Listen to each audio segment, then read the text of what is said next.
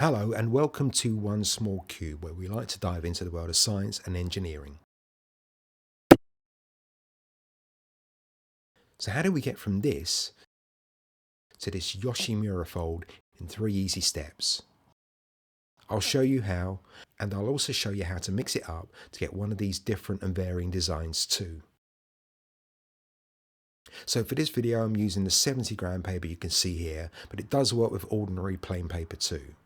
And you'll want some standard paper glue if you're going to attempt a full cylindrical version like this one.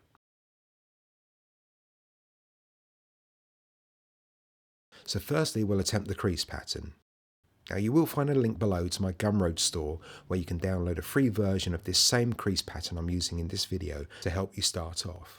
Or you can just draw your own to begin with. The piece is made up of horizontal and diagonal lines, and how you lay out the pattern has an impact on the final design. If you want a semicircular fold, like this one, you only need 2 or 3 triangles along the top. I think just the 2 works better for me. But if you want this piece to fully wrap around, you'll need at least 4 triangles, or columns, going along the top there. Now the first 3 columns encircle to form a connected cylinder, and the 4th column is only really used to bind the piece together, laying over the first column, and those 2 are glued together. So that's why you need at least 4 for a cylinder. And the more triangles you squeeze along the top there, the smoother that curvature becomes. And the number of horizontal lines also makes a difference. More horizontal lines means a more intricate piece at the end. So you can go easy on the triangles along the top, but add in more horizontal lines to provide more detail. So we've played around with the crease pattern, now let's do this.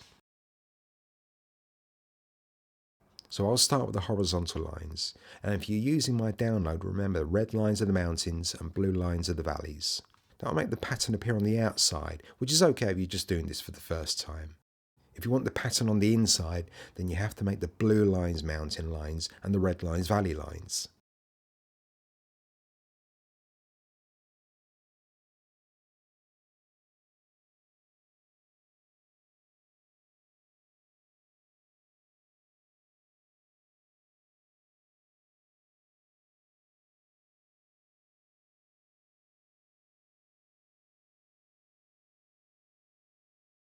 Remember, really nice sharp folds as always.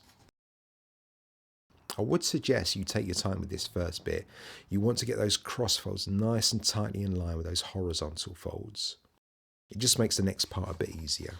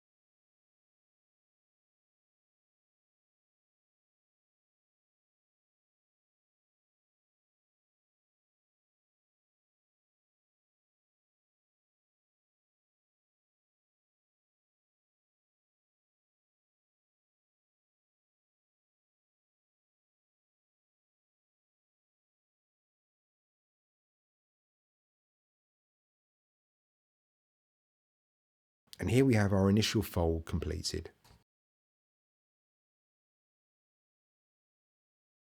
So once we have our crease to crease pattern, we're on to the final stage. There's not too much technique to this one really.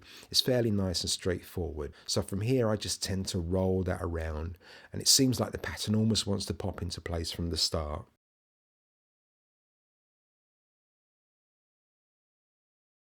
As you see it forming, you probably recognise the pattern, which is used extensively in architecture and also in engineering to create crumple zones to absorb high impact forces.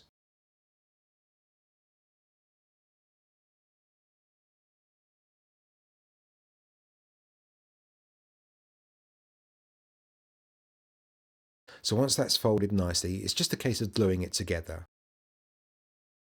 I'll use a paper clip here as my gluing technique does leave a lot to be desired. I hope yours is better.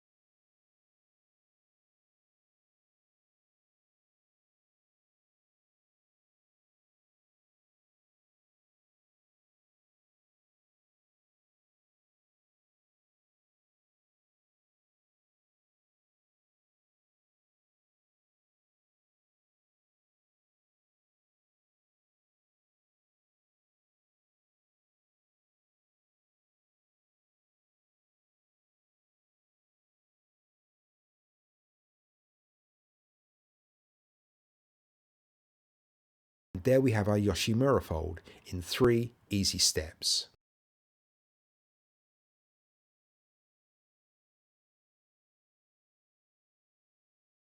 So thank you for watching, and there is a link on the screen to my origami playlist if you want to try out more patterns. If you can, give this video a like and hit subscribe, it really is appreciated, and hopefully I'll see you in the next video.